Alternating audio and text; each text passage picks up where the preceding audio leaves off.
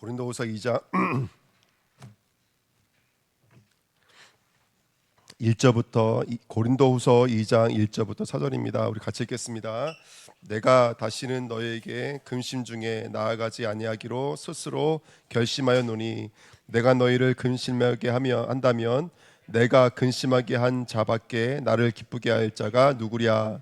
내가 이같이 쓴 것은 내가 갈 때 마땅히 나를 기쁘게 할 자로부터 도리어 근심을 얻을까 염려함이요 또 너희 모두에 대한 나의 기쁨이 너희 모두의 기쁨인 줄을 확신함이로라.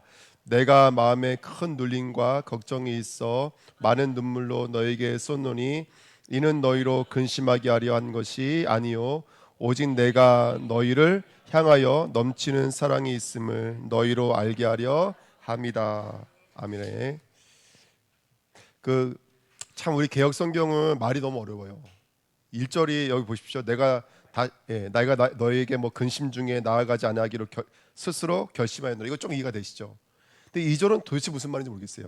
내가 너희를 근심하게 한다면 내 근심하게 할 한 자밖에 나를 기쁘게 할 자가 누구랴. 이게 무슨 말이에요?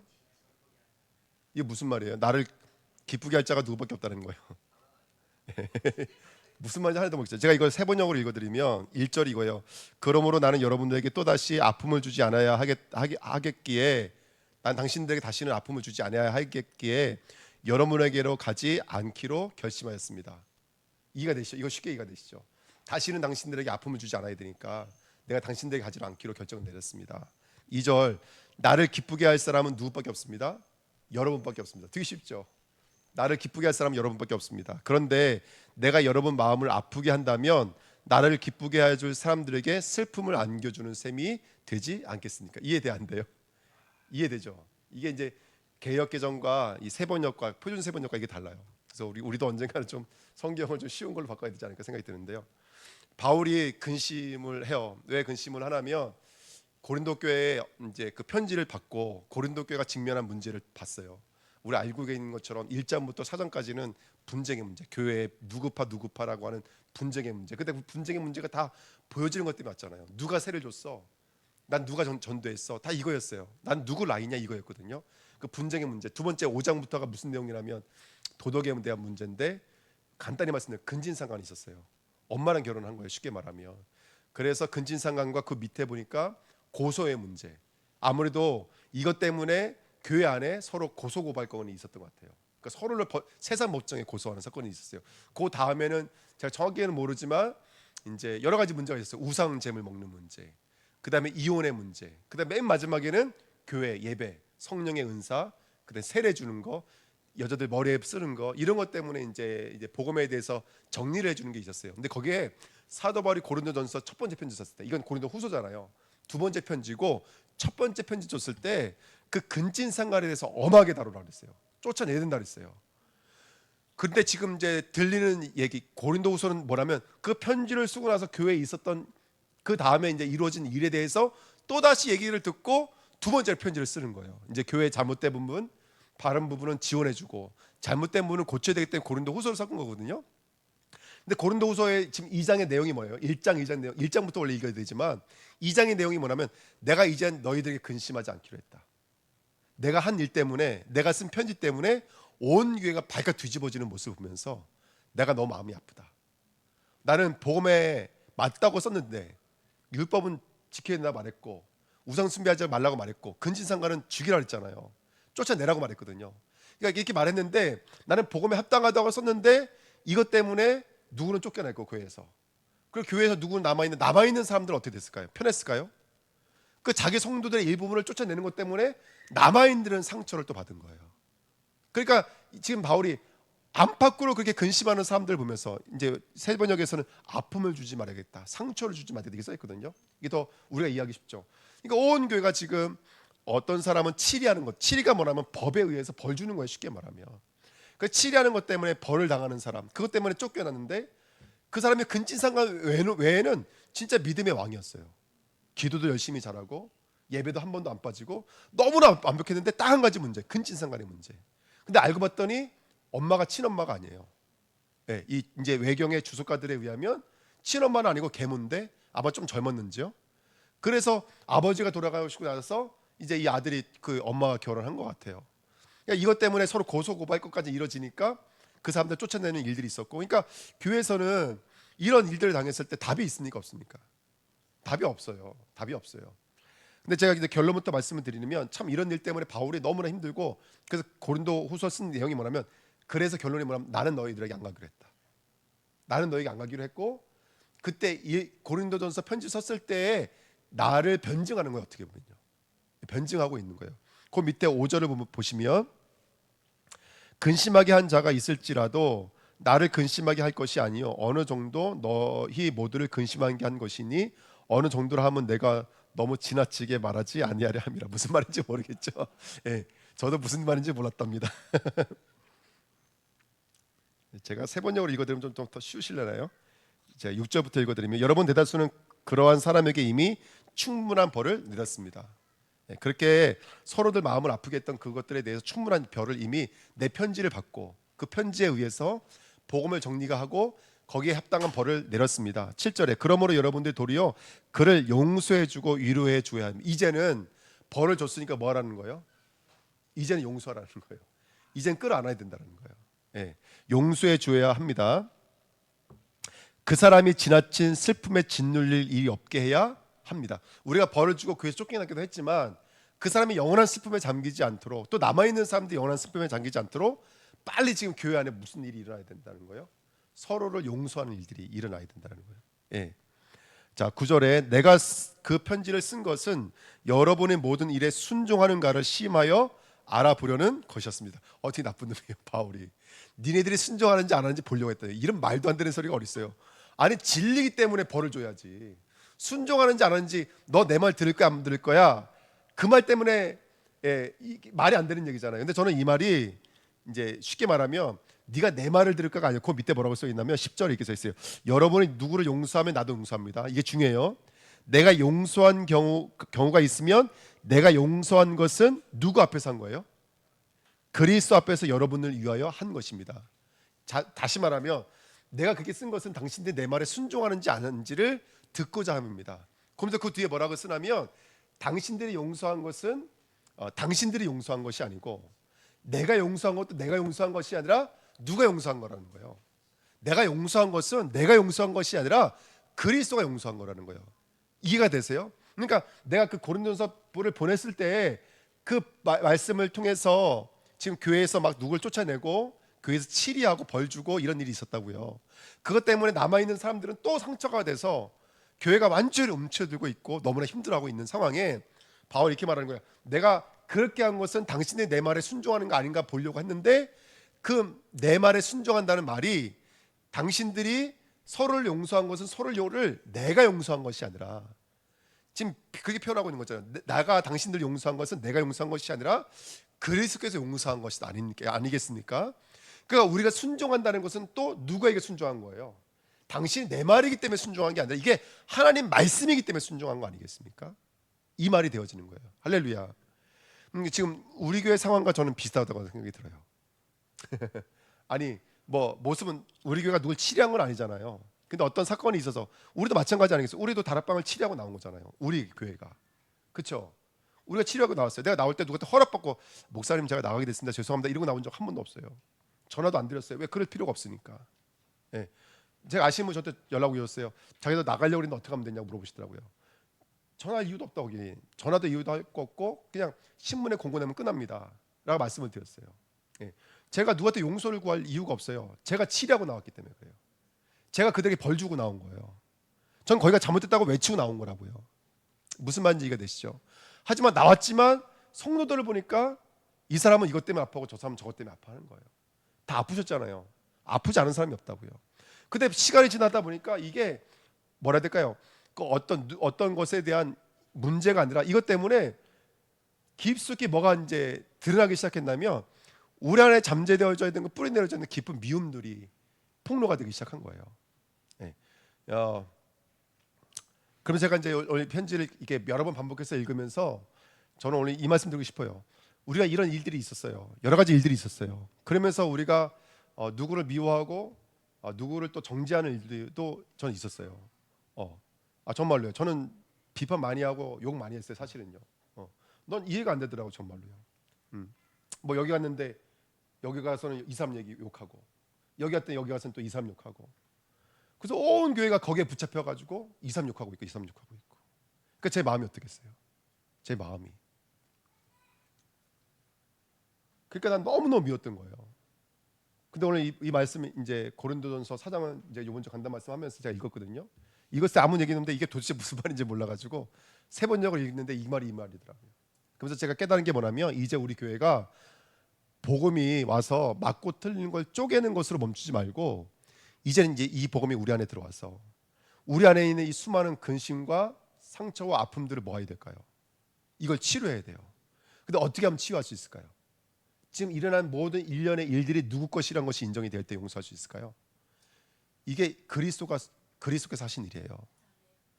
그것 때문에 이간질 시키는 일들도 있었어요. 그거 저는 하나님이 하셨다고 봐요. 이제는 할렐루야. 어떤 사람이 한 게 아니고 하나님이 하셨다고 봐요. 이제 남아있는 우리가 그 이간질에 휘말리면 안 돼요. 아멘. 이제 남아있는 우리가 그 그리스도께서 하신 일이야. 할렐루야. 자 11절 보세요. 11절 우리 성경에는요. 이는 우리로 누구에게 속지 않게 하려 함이라. 더 이상 말씀 안 드려도 알겠죠. 사도 바울이 지금 말하잖아요. 지금 보니까 복음에 우리가 합당한 복음에는 여러분 복음에 합당한 삶이 있어야 없어요?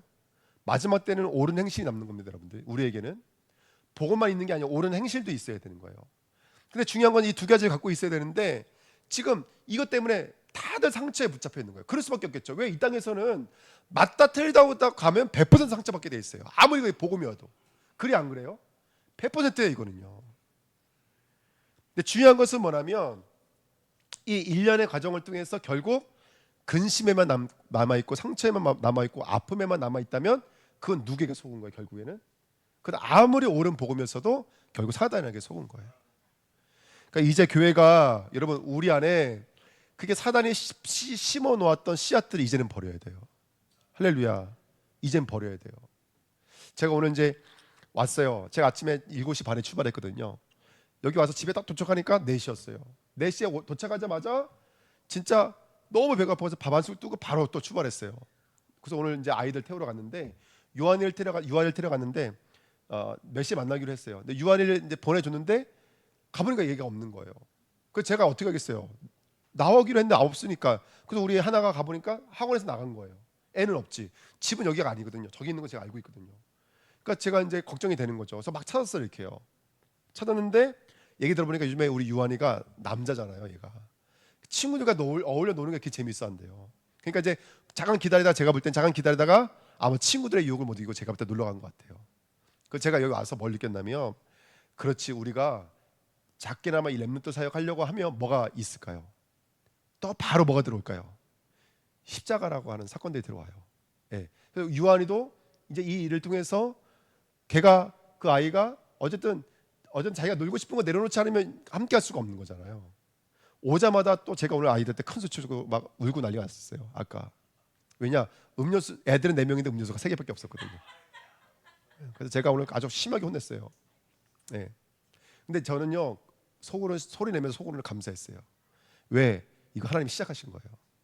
우리 아이들이 그냥 악기만 연주하는 게 아니라 이 과정을 통해서 인간관계라든지 이런 여러 가지 협조를 통해서 아이들이 복음도 함께 선정하겠다니까요. 우리 유한이도 마찬가지. 유한이가 지금 그 사건은 우리가 눈을 봤을 때 이 아이가 놀러 간 것처럼 보이죠. 근데 아니에요. 이 사건을 통해서 전 뭐라고 기도하겠어요. 다음 주에는 절대로 1분도 내가 안 늦는다. 왜? 1분도 놓친다. 할렐루야. 요만큼도 아이들이 믿거나 저하잖아. 왜냐하면 우리는 알고 있으니까. 우린 그 정도 수준은 됐잖아요. 그러니까 저는 오늘 감사하더라고요. 저희 아이들이 저렇게 옥신각신하고 제가 아까 연속 혼냈거든요. 네가 제일 큰 언니 아니냐. 그러면 음료 3개 있으면 하나는 어디 가야 되냐. 누가 안 먹어야 되냐. 막 제가 이렇게 했거든요. 예. 근데 이런 과정이 저 아이들이 지금 악기만 여주하는 아이가 아니라 진짜 하나님을 찬양할 수 있는 복음의 사람으로 훈련되어져가는 과정인 거예요. 그러니까 지금 고린도 교회 고린도전서 때문에 완전 뒤집어진 거예요 교회가. 그러니까 사도 바울도 감당이 안 된 만큼. 그러니까 고린도후서에서 차라리 내가 안 가겠다는 거예요 이제. 예. 교회 그만두겠다 이런 얘기 함부로 하면 안 돼요. 할렐루야. 그거 되게 비겁하고 못된 얘기예요. 아주 하나님 무시하는 얘기예요. 진짜. 예. 제가 그만큼 연약해서 그래요. 그 사도 바울이 지금 그렇게 얘기하는 거예요. 근데 바울은 여러분 고린도 교회 가겠다 그래 안 가겠다 나중에는요. 끝내 또 가겠다 그래요. 예. 그러니까 여러분 우리에게 있는 여러 가지 일들은 사람의 일이 아닙니다. 이제 우리가 상처와 아픔을 다스릴 때가 된 줄 믿습니다. 어쩔 수 없어요. 우리가 진리의 복음을 가지고 가려고 하면요 일어날 수밖에 없는 거예요. 할렐루야. 아멘. 일어날 수밖에 없는 거예요. 어떤 사람은 쉼 없이 일해요. 그러니까 가만히 서 있는 사람 용서 못해요. 할렐루야.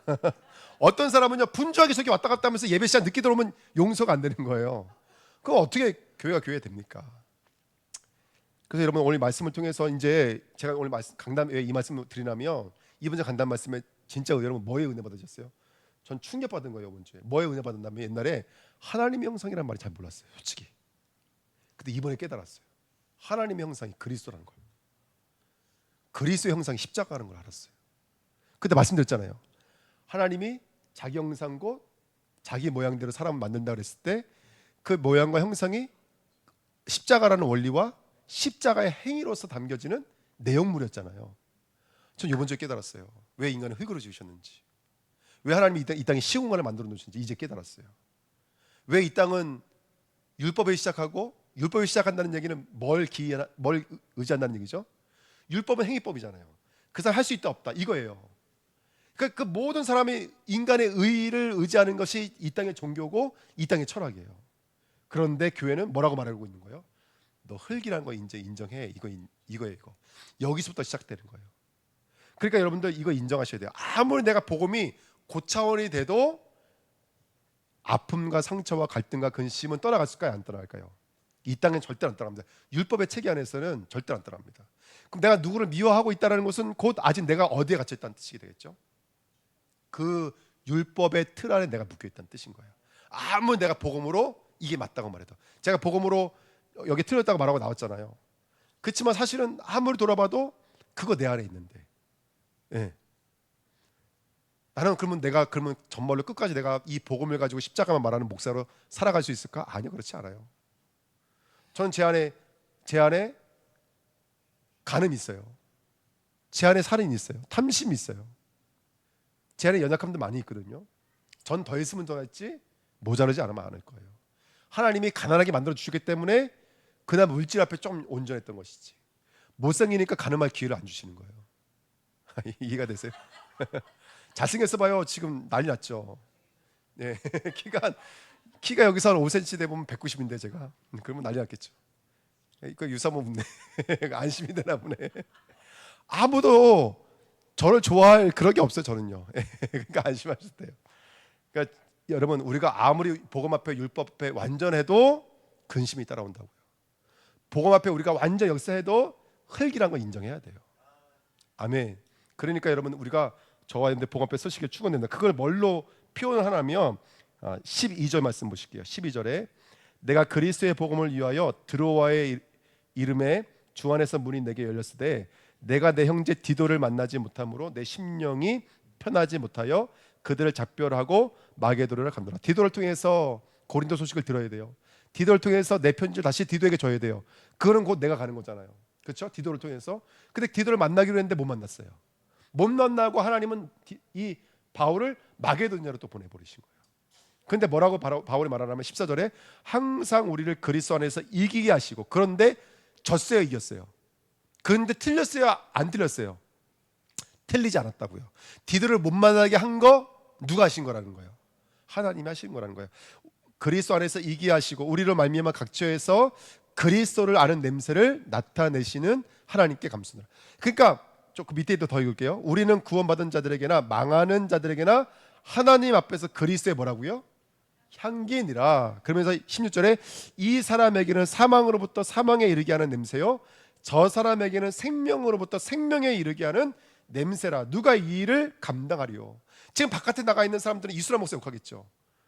지도 복음 가지고 제대로 못하면서 맨날 거기 박해하고 나왔으니까 너나 똑바로 해 아마 이렇게 욕했을 거예요. 저희는 그들에게 무슨 냄새였다는 거예요? 사망의 냄새였다는 거예요. 그 지금 저 성도님들 저를 어떻게 봐주고 계세요? 생명의 냄새로 봐주시잖아요. 지금 그 얘기하고 있는 거예요. 바울도 마찬가지였어요. 바울도 어디 가나 생명의 냄새, 사망의 냄새 다 나누어졌다고요. 사도 바울이 하나님 아니라고요, 여러분들. 아멘. 우리 하나님 아니에요. 우리는 흙이지. 우리는 십자가 형상이라니까요, 여러분들. 하나님의 형상 곧 그리스도 형상이라니까요. 그리스도는 십자가 질러 이 땅에 오신 것이잖아요. 의가 없기 때문에 이 땅에 완전한 천국 파라다이스를 이룰 수 있는 의가 없어요. 시스템, 조직, 정치, 경제 없다고 여러분들. 그거 인정하시니까 하나님이 죽기로 작정하시는 거예요. 죽음에는 방법이 없다는 거예요. 죽음에는. 저와 여러분들 괜찮습니다. 누가 나를 보는 것에서 의식할 필요도 없습니다. 할렐루야. 또 용서가 안 되는데 억지로 가서 용서할 필요도 없습니다. 하나님 은혜 주실 때까지 기다리십시오. 중요한 것은 뭐냐면 그 모든 사건들은 그리스도의 향기였다는 거 잊지 마세요. 그리고 이 과정을 통해서 결론은 하나님 앞에 순종하는지 안 하는지 하나님 지금 보고 계시다는 사실만 기억하십시오. 아멘. 그리스도 앞에 순종하는지 안 하는지 이거 배우게 하시는 것이었지 누가 잘하고 못하고의 부분이 아니었다는 거예요. 그러니까 이제 우리 용서하시자고요. 할렐루야. 예, 용서 안 되는 사람 억지로 용서하지 마시고 일단은 먼저 내 자신을 용서하십시오. 내 자신을 사랑하십시오. 할렐루야. 내 자신은 얼마나 귀한 존재인지를 오늘 다시 한 번 더 심령으로 깨달으시길 축원드립니다. 어딜 가나 하나님 앞에서는 향기라니까요. 그리스도의 역사가 나타나는 향기예요. 누구는 사망으로 얻어 걸렸지만 죄송하지만 그 사람에게는 그 시간표였던 거겠죠. 또 누구에게는 생명을 얻어 걸렸겠죠. 하지만 그것도 하나님의 역사니까 우리는 순종할 수밖에 없는 거예요. 순종하시기를 축원드립니다. 17절 같이 읽겠습니다. 우리는 수많은 사람들처럼 하나님의 말씀을 혼잡하게 하지 아니하고 곧 순전함으로 하나님께 받은 것 같이 하나님 앞에서와 그리스도 안에서 말하노라. 오늘 하나님 앞에 쓰시길, 그리스도 앞에 서시기를 예수님의 이름으로 축복드립니다. 성령 충만하셔야 됩니다. 우리 주내교회 성도들은 성령 충만하셔야 됩니다. 듣는 것 믿음 아닙니다. 깨닫는 것 사실은 믿음 아닙니다. 성령께서 진리의 말씀 구원의 복음으로 인쳐 주실 때야 살아갈 수 있습니다. 용서, 상처, 아픔 치유할 수 있는 방법은 그리스도밖에 없습니다. 저 황토 흙을 팔 수 있는 권한을 제가 얻어서 당근에 올려놨더니요, 지금 문자가 얼마나 많이 왔냐면 7개인가 8개가 왔어요. 이거 다 펴면 저 한 20만 원 벌어요. 할렐루야. 얼마나 기쁜지. 그런데요, 내가 원하는 시간이 안 와요. 그 7명 중에 오늘 시간 맞은 사람이 한 명 있었어요. 근데 오늘 왔어요. 한삽 얻으려 왔어요. 할렐루야. 그래서 한삽 공짜로 주고 왔어요. 근데 그 한삽 주기에 저는요, 그거 들어 엎으면서 난리가 아니었어. 혼자서요. 정말로요. 아, 이제 못 팔겠다. 이제 이 생각이 들어요 지금. 그러니까 여러분들 우리가 당하는 일들, 이거 20만 원, 이거 30만 원, 저거 팔면 200만 원. 할렐루야.